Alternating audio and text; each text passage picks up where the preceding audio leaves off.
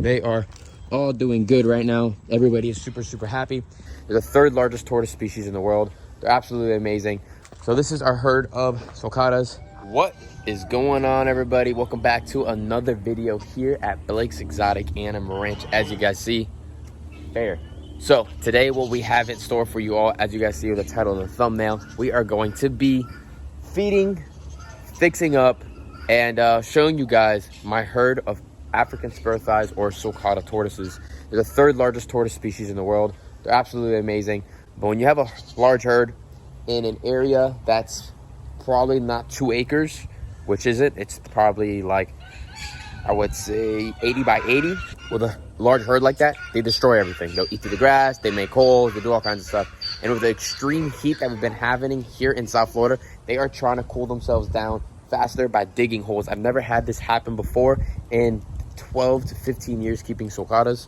They've never dug this much here on my property. Maybe it's the age now, but I really think it's just the heat. The heat is very hot, and naturally when they dig down, it's a lot cooler. So what we're gonna do right now is I'm gonna show you some greens that I got donated. I'm gonna organize through them, and then we're gonna bring them to the tortoises, have them go over there, and then right there we have some rebar and some hammers, and we're gonna just, fix up the holes, fill them back in, throw some rebars in the backside so that we have no situation of these guys coming out.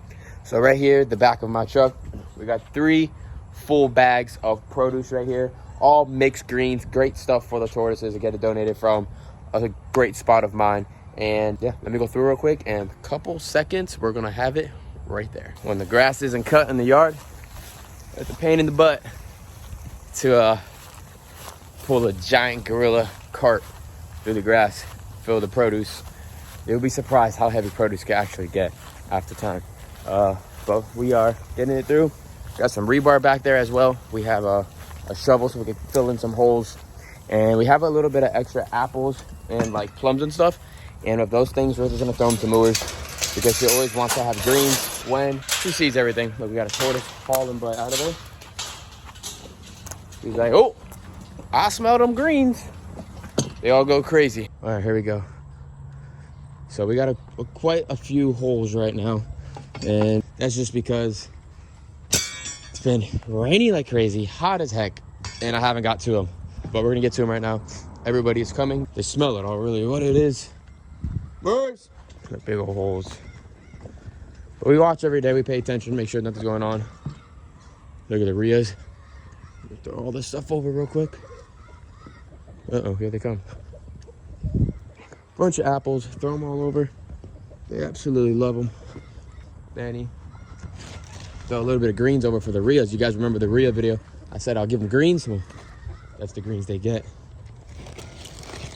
Ow! Turtle just stuck in my foot. Funny, the white emu messes with the blonde male, and then the blonde male messes with the Rias. It's like a pattern over here.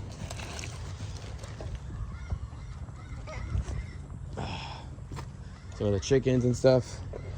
All the turtles are surrounding me right now. I'm trying to get some of these greens. Rias are eating them. Oh my goodness gracious. All right, so we have a pile of cactus and everything that's on there. A little bit should be underneath. All right, we're good. Pull this around here. Watch this, watch this. Come over here, come over here, come over here. Come over here and dump this on our mat that's right here. All right, here we go. Tortoise stampede. Everyone goes crazy. Oh yeah, we got mixed greens. We got cabbage, all sorts of stuff. Neighbors can take that. Peace out, cabbage. No one lives over there, don't worry.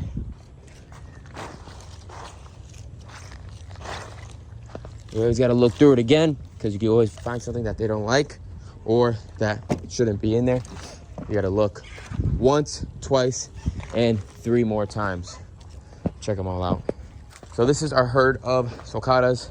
We have female, female, female, Jerry, female, Smiley, female, female, Max, and Rocky. Fortunately, Max got into a fight with Rocky, and his front right leg, I think, got sprained, but it's healed now. He's able to walk a lot better, but he's one of the slowest ones in the group now, unfortunately. Max used to be the top dog in here. He used to fight Jerry, my first Sulcata tortoise, and always beat his butt. And then second top dog was Smiley. Then it was Rocky. And Jerry's the smallest one, has always been the least top dog in the group. Now, Rocky is the top dog in the group. Max has completely went down in alpha. He's all the way down to the bottom because he unfortunately messed up his leg. So he stays far away from everybody as best as he can. The grass has been growing a lot actually because of the fact of all the rain that we have. But we feed them a lot as well. As you see, we give them about 3 wheelbarrows of produce just like this a week. And then they get hay, and then they get a bag of Missouri chow once a week as well. These guys are solid, heavy, very healthy Sulcata tortoises. Amazing species, you guys. Just remember, they are the 3rd largest species in the world. They get very large, and they could make holes just like Aldabras can, just like Galops can. I think I saw a video of Camp Kennan recently, and it was actually with an Aldabre inside maybe his radiating enclosure. I might be wrong. And it dug a tunnel. So you can't say that Aldabras don't do that, and you can't say that Galops don't do that, which it's not in their nature like Sulcatas. But I can tell you one thing, and everybody can agree on this. Sulcatas might dig out, but an Aldabre will go right through that gate, and a Galop will go right through that gate if he sees through it. So anybody says that Sulcatas are horrible, I don't care what you say. They have a life too, and they are absolutely amazing. Yeah, there might be a lot of them out there. Look at that. See, I'm always paying attention. Get that bottle cap right there. It looked like a carrot, but it's not. Been doing this for years, so you can see something from a mile away. We'll get a little close-up for you guys on everybody. So today you can see it's like different romaine lettuce. It's green leaf, it's broccoli, it's a little bit of cabbage, all sorts of stuff. They're all going crazy. You hear them all munching in there. You hear all the noises. Here comes Rocky.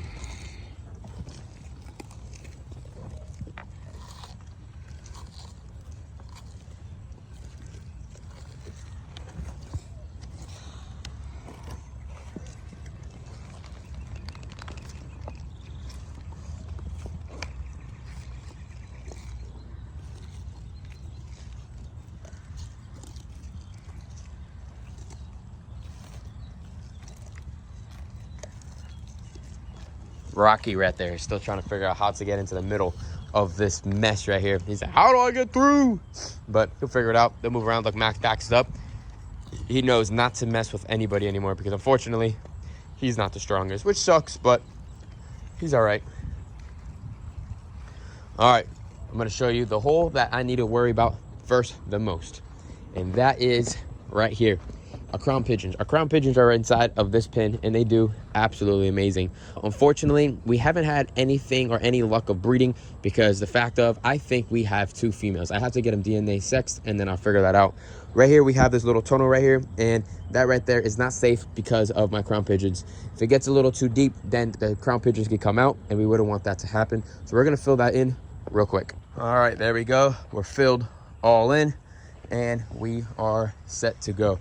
So now we have a little bit of rebar, and we're gonna go around to some of the holes that are not a worry. They're just tunnels, which is fine. We block them off so they can't go farther in, and they can just sit in a little wallow and have that cooler temperature. Down deeper in the ground, the dirt is cooler, so they like to sit there because it's not as hot. But we make rebar walls all around. We always gotta be paying attention. It's pretty much the easiest way to do it. And with all the rocks that are here, that is because whenever I'm able to get some free fill, I come in here and drop off dirt, and it helps for laying, and sometimes the dirt has rocks in it. Everybody is eating now. As you can see, Rocky found a spot, and they are all doing good right now. Everybody is super happy.